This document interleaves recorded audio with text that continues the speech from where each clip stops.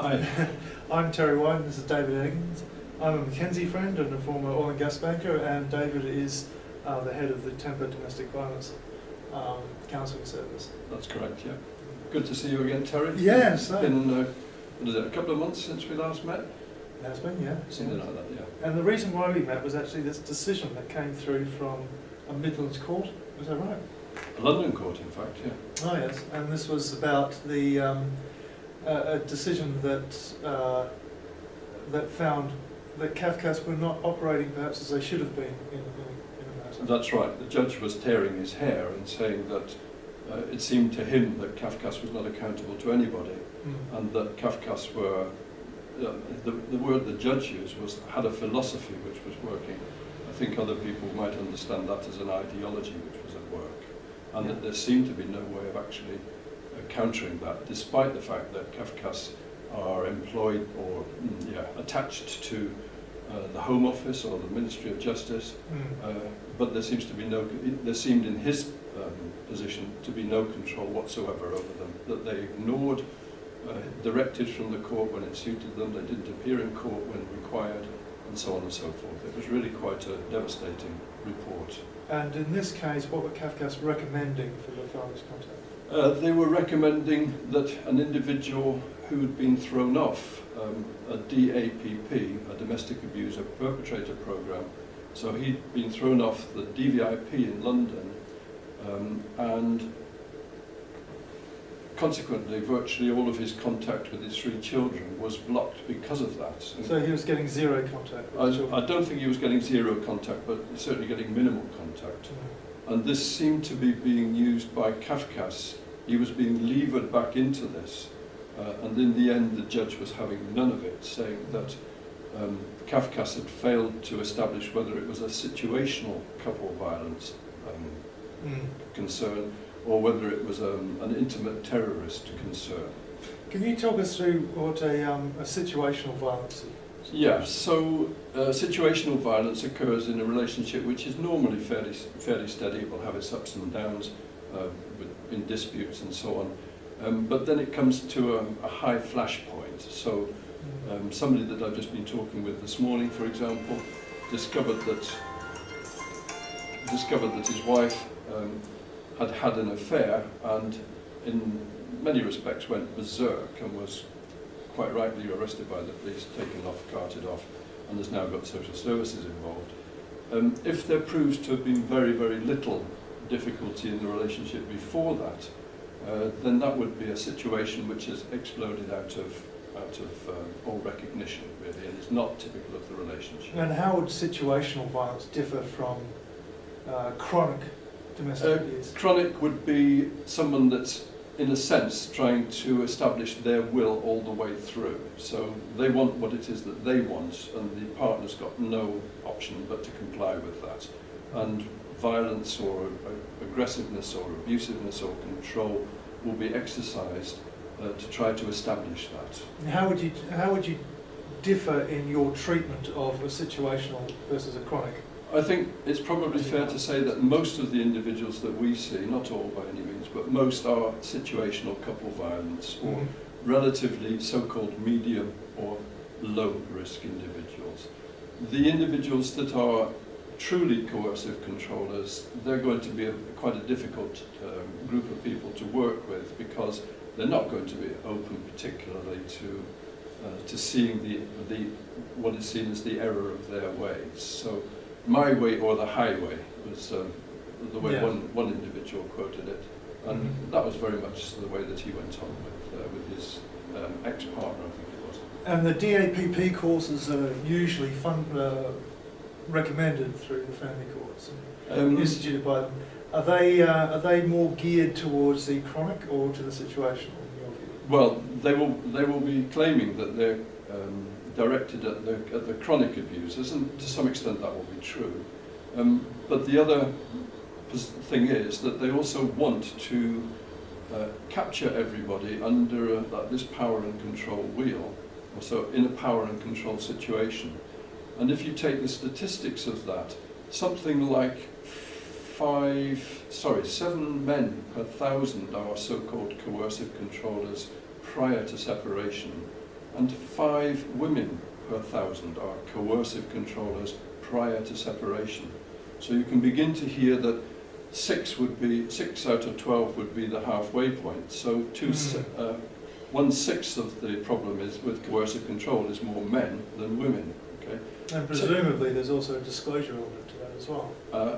Whether men will disclose as freely. That's right, yes. Men are not inclined to disclose freely because they're often worried about what might happen with their children. Okay. But when you take those situations, or any situation, into the courts, for example, where you've got a system which is designed, it's confrontational system. I can't think of the word just on the spur of the moment. Adversarial? An adversarial system, thanks, yeah. Where you've got an adversarial system, then the male coercive controller increases astronomically to 22.7%, okay? So it's still leaving 80-odd% or 70-odd% that aren't coercive controllers, but there's this enormous increase. And what does that come down to? Okay? And I would say that the coercive control then emerges out of efforts to fight the court system. So the individual in the adversarial system ends up fighting the court as well as the system, as well as the partner. And then the struggle begins about the children, really, and who can have control of the children. So there's women's coercive control also increases to about 4.7%. Compared with 22.7, that's relatively minor, but nevertheless, it's still a very significant increase. At the back of all of this, of course, is what the children's needs are, and the children's needs tend to start getting lost in family courts, in my opinion, because of the adversarial nature of what's being brought into the couple relationship. One thing that is true is that the vast majority of people brought onto these DAPP programs are male. Is that accurate? They're virtually all male, yeah. And the reason that they're all male is because the accreditor, Respect, a medium-sized charity, I suppose, won't really permit courses to be run with female abusers because they're all seen as being part of. It's a man's problem, so they've only become female abusers because of men. Is this a historic viewpoint, or is this something that's? It's got historic roots. That's absolutely clear. Yeah. I think it would be fair to say that Western culture emerged out of a history where men had most of the power, if not all of the power, and so that is being looked at now as defining the fact that men have still got power. The facts of chivalry, where men protect women, even protecting a woman now is really, in one sense, deemed to be not proper. Occasionally. So men really, in a way, just don't know where to go. But most men that I've encountered, have been brought up to believe that women are there to be protected, and therefore I think most men will have elements of chivalry, sometimes very strong elements of chivalry, involved in their behaviours. And so my guess is that that's part of the reason why they are protesting pretty darn loudly about the inequality of what's going on at the moment. So you're saying that probably 5 out of 5 per 1,000. Yeah. 5 per 1,000 of coercive controllers are women, and 7 per 1,000 are men, yes. Generally speaking. Yeah, those are Johnson statistics. Yeah. But are we looking at, in terms of the potential impact to the child or to the children, is there more of a differential because a man might be more inclined to physically act out the coercive control? This brings us into another very interesting area, because the facts are that the abusers of the abusers of girls are significantly more their mothers than their fathers. In what terms of abuse?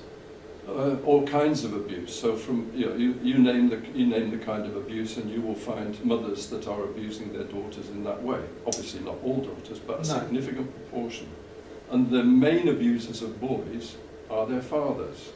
Okay, are somewhat more their fathers. Right. Now you can begin to look at this and say, okay, well of course women do spend an awful lot more time with children, and therefore there's a much greater likelihood that they will be in control of children and therefore mismanaging that control of children. You know, Yeah. At one level, who has a problem with that? But the way this works out then, the strategy at the moment is to prevent violence to women and girls. And one of the effects of that is then that the girls tend to get placed with their mothers. Okay? And so if the mother is the potential abuser of the girl, that is wedging the two of them together. Mm.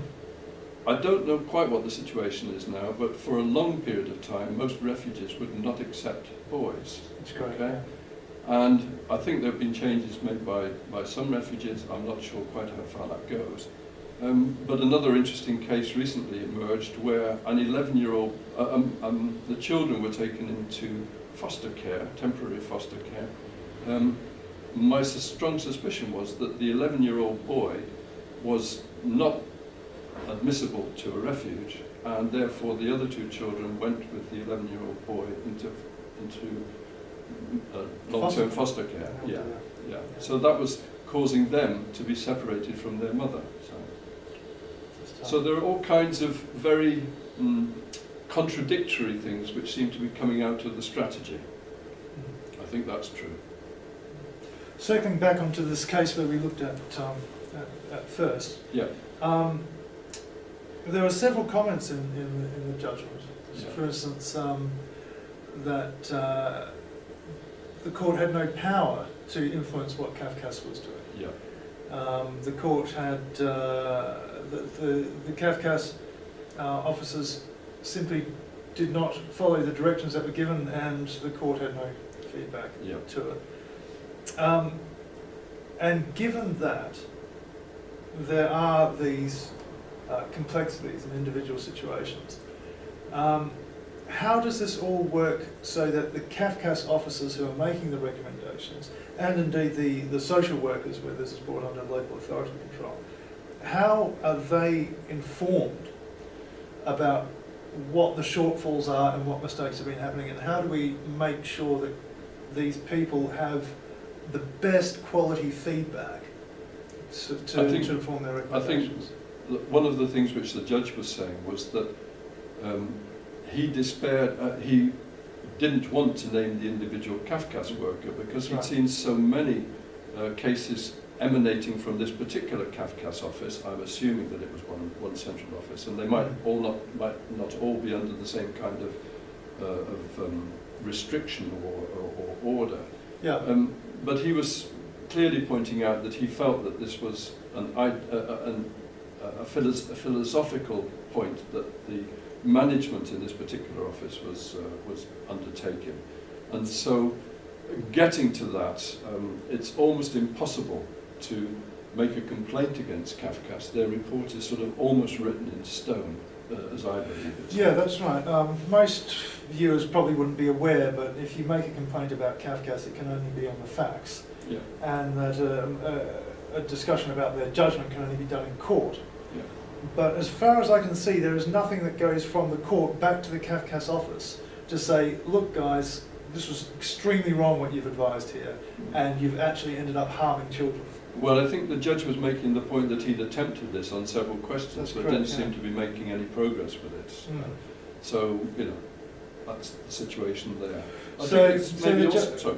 The judge seemed to be implying that what would happen is the judges basically had a powwow with Central Cafcass office every now and then, and basically said this is what our concerns are. But there was no requirement for the Cafcass officers or the Cafcass management to take any of that on board, and he was despairing. I thought that none of the problems that he was saying were in the system. He just wasn't being listened to. Basically. Yeah, that was exactly the reading that I took out of that thing as well. I think it's also fair to say that there are many different, Cafcass is divided into regions, and there will be regional directors and there will be offices as well, separate offices. And the extent to which this pervades through all of Cafcass, one needs to be very cautious about that. For example, I was reading a report, a Cafcass officer's report from another area, which seemed to me to have been actually very fair and very well balanced. So I think whether this is it's not necessarily nationwide. It's perhaps in kind of little enclaves or something like that. And it's almost down to the individual as well, because I've come across some individuals who are absolutely stellar and very insightful and very skilled. Yeah. And then I've come across some others who are, for want of a better word, jobs worths, who are trying to have their boxes ticked to do the minimal work to move on to the next one, and perhaps we're not as concerned about the outcome for the children as they should have been. But again, that is a problem of management, in my view, that there is not consistency being pulled down throughout the service provision. And if you say that one area has one particularly, say it's got good management and has a fairly consistently good reputation, another area doesn't. Again, where is the feedback to Cafcass Central to say, look, you're getting a disparity of results here. Clearly there is something wrong with one of these places if they're getting such disparities. I think that's right. And one of there was a meeting of Families Need Fathers about 2 years ago where the head of Cafcass was speaking, and somebody took him really quite sharply to task on the lack of training which was going on.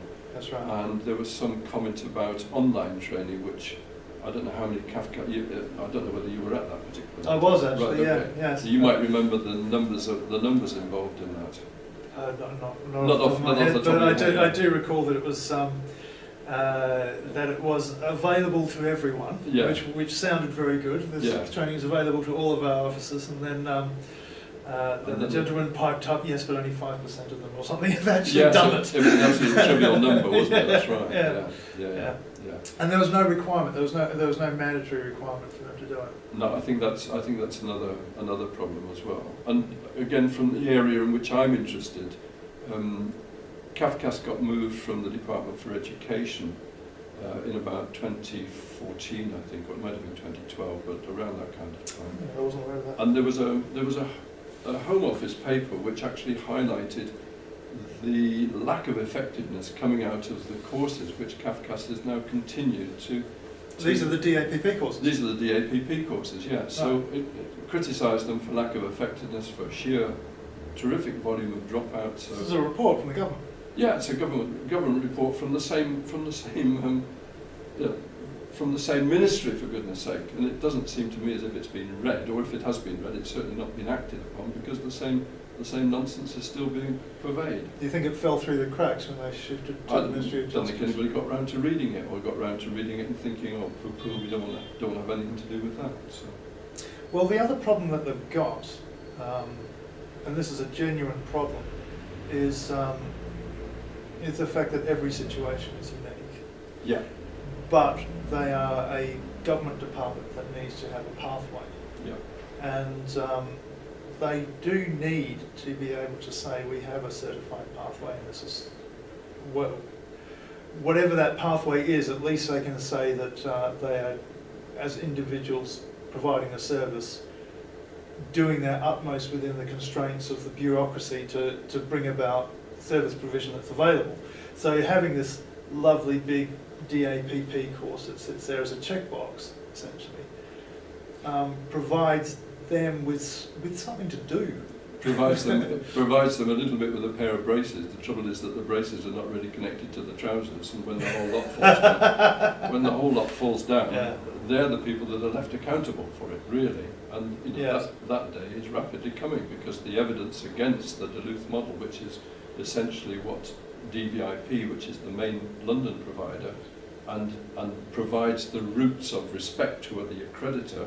Okay, so the content there is being roundly criticised now to such an extent that I would say that it's untenable, and yet they will still persist with it. Well, it's a pathway. It's a clear pathway. The question that I've got is, why can't supervision happen whilst these courses are being undertaken? Why can't supervised contact happen? Because too often I see the go-to safe harbour of Cafcass and social workers is just to cut contact altogether. Yeah.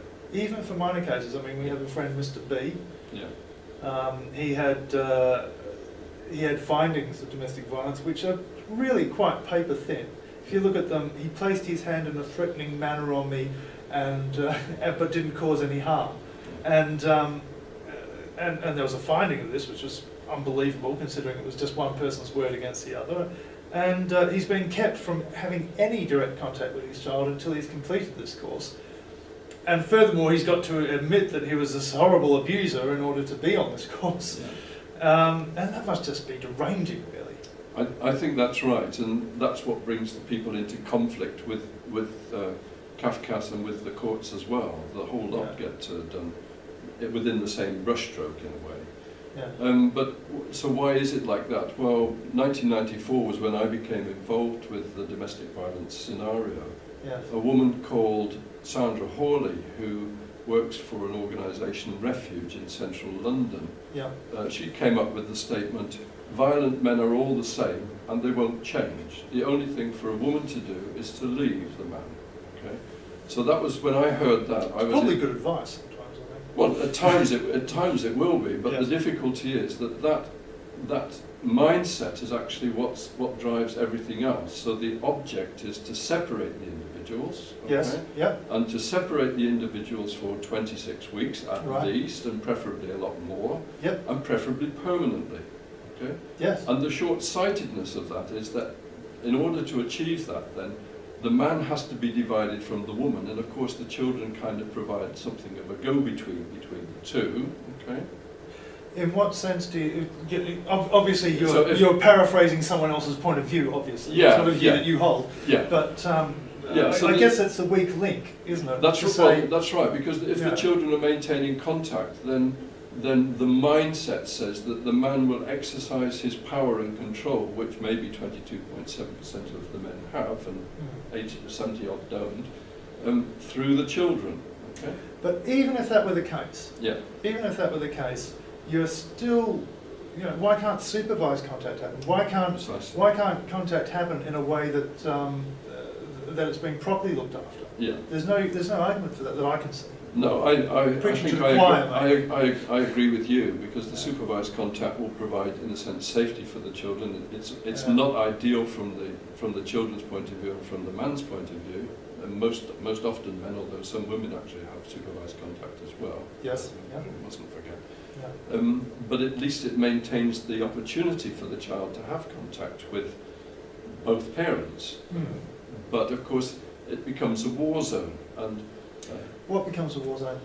The ability of Cafcass and of the woman and of the legal teams to prevent that contact. So that sucks the man into the conflict all the way down the line. And of course, within the conflict then, people lose control of themselves. An awful lot of the men, the man I was just speaking to a couple of hours ago at the very least, said that once the separation takes place, then all kinds of emotions begin to emerge in the individual, and they literally then can begin to come out of control.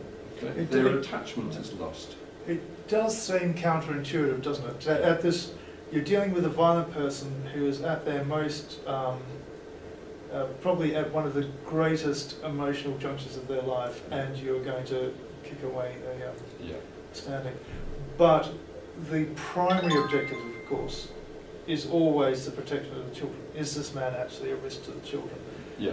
And why, and you might not know the answer to this, but why did Cafcass believe that the supervision will be inadequate to protect the children? Philosophy. Right. Ideology. You're saying that it's not driven from any observable evidence? Yeah. In most cases, I could quote a lovely case where an individual had been separated from his little boy for 3 years, I think it was. Mm-hmm. He'd looked after the little boy for the first 2 years of his life almost entirely. There'd been no contact. The Cafcass officer went to the contact centre. I might get upset when I'm saying this, actually, because it was really quite moving. The father, when he saw the little boy, didn't recognise him because he'd gone from a 2-year-old to a 5-year-old. Okay. The little boy saw his dad, ran across the room, flung his arms around his dad, and the Cafcass worker burst into tears. Okay, and so the case was done. The little boy had contact with his father, and at one level, probably everybody was happy after that. But the emotional shift that actually took place when the Cafcass officer saw the attachment, which was now 3 years, 3 years got missing. That's right. That seemed to move the whole thing.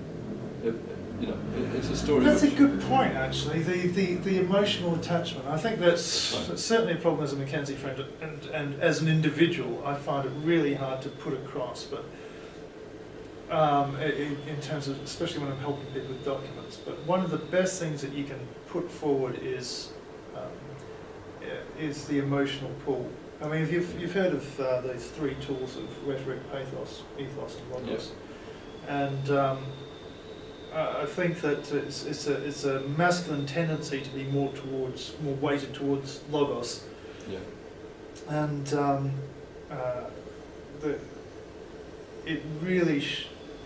it's really difficult, I think, for men to put forward to get sympathy.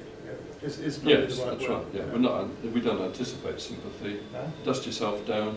What do we say to little children? Little boys when they're out playing, they fall over. My working colleague Denise, uses this example all the time. Oh, come on, my little soldier, up you get, off you go. Little soldier, yeah. Yeah, my little soldier. That's exactly and it. that is good. That is a good thing to teach them, because falling down every time isn't going to do you any good. That's right. Especially as a man. But then the difference that she points out with her daughter about when her daughter would fall over. Oh, my little sweetheart, oh, come to mummy, mummy will make it all better, etc., etc. So, two very sharp. My daughter wasn't so lucky. Yeah, so I think, the socialisation.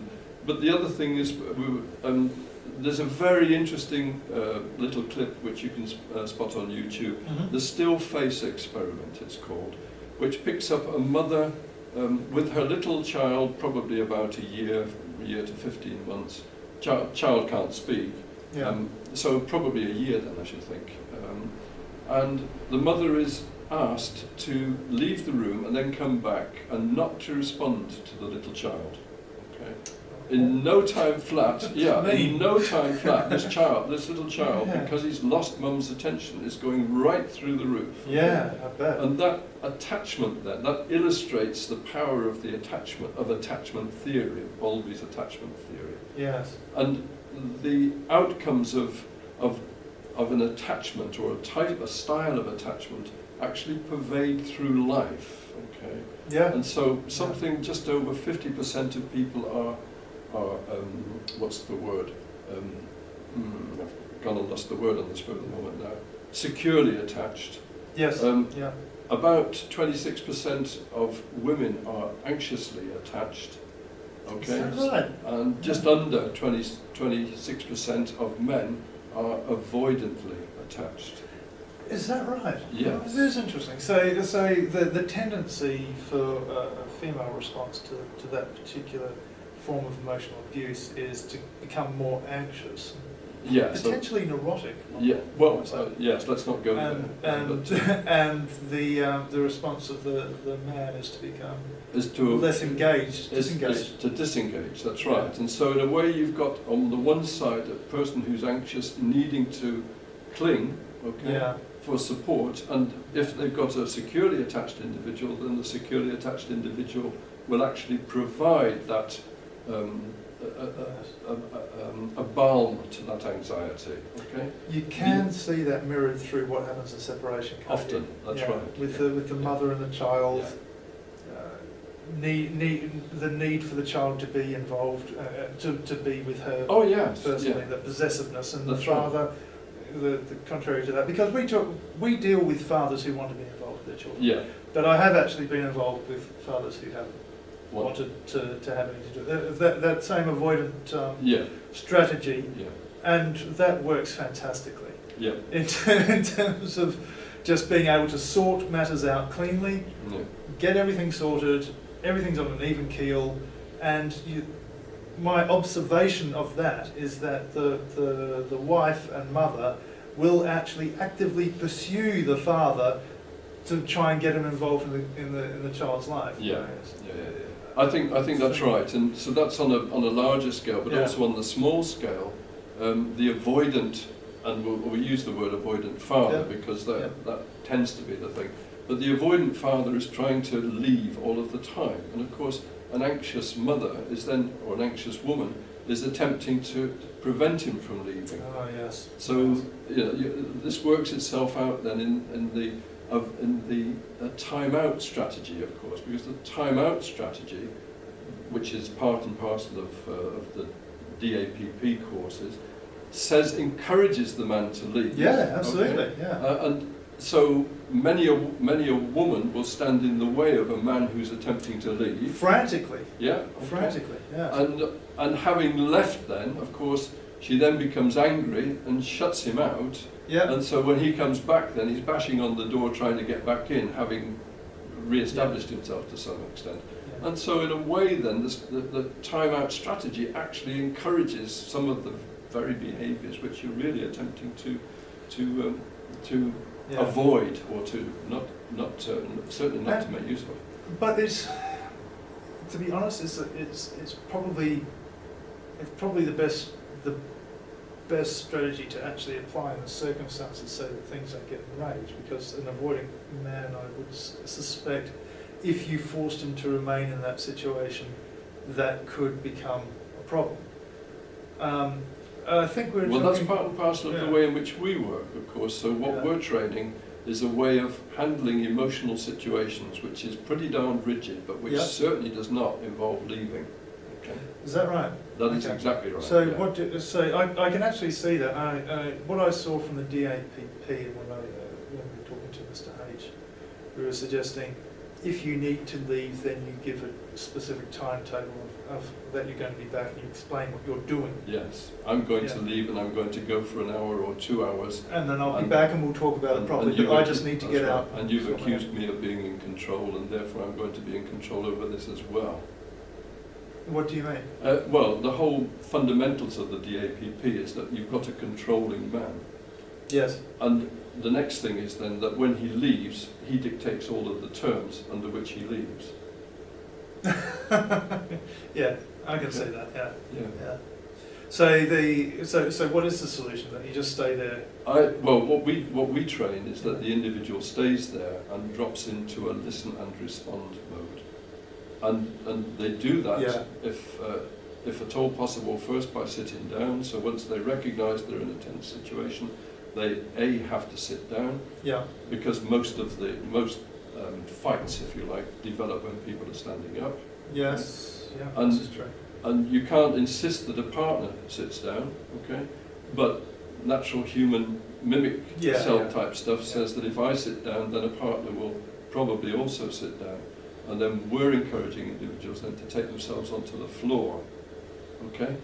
To take themselves onto the floor, because to move from the floor to a different position actually requires quite a lot of effort, and you've also got to think about what you're doing. Well, it's hugely submissive as well, isn't it? That's right, yeah. So we're not actually giving in, but I'm then going to listen and feed back to what the other person's opinion is. That's quite interesting, because most men are physically taller than most women, by a long shot. So what you're actually doing is you're pulling down the levels. That's right. You're allowing for a submission relationship. Yeah. So perhaps a woman would feel less threatened. That's exactly right. Yeah. I mean, you and I are both pretty big blokes. You know, you've got a pair of shoulders on you which would make the average second row look quite slim. And I guess because of that, I'd never recognised myself as being powerful or a threat to anybody, because that's just the way I am. But then all of a sudden, probably when I was about 18 or 19 or something, I suddenly realised that, in fact, people saw me as much bigger than I see myself. Yeah, I can remember my own experience when I first realised. I was in an underground walkway, and a woman had dropped her purse. Yeah. And I picked it up and said, "Excuse me, you dropped your purse." And she turned around, she saw me, and she ran. And she went to the toilet. So what happened? And the guy said, "Well, you're actually a bit scary." Yeah, that's right. Yeah. Late at night, down a tunnel. That's right. Saying, you should have found another woman and given the purse to the other woman and said, "Look, leg it after her, and then it will be all right." Yeah, that's right. So those are the kinds of things which, you know, I never perceived myself. I've had to understand that because I'm big, I look potentially threatening, and that would be exactly the same for you as well. Yeah. Yeah. The other interesting things, though, you know, as a child, I'd obviously cheeked my mother off as a 14-year-old when I was probably 6 foot. And she said to me, "I'll box your ears, my lad." Okay. And she would. No, I don't actually ever remember being smacked by my mum, but you know, there was the threat of it. And so, as a 14-year-old, well, you and whose army, says I, you see, just illustrating that. And then I was out the back door and down and vaulted over the back garden, just in case she was out. So there was that curious thing, but just before she died, she said, "Do you know, when you said that, we'd never spoken about it in the, I don't know, 60 years in between or whatever it was." When she died, she said, "Yeah, that was the moment when I realised that you were no longer my little boy, and that I had to begin to treat you like a man." Yeah. They say that parenthood's a long series of small goodbyes. Yeah, that's right. Yeah, that certainly was in this case. Yeah.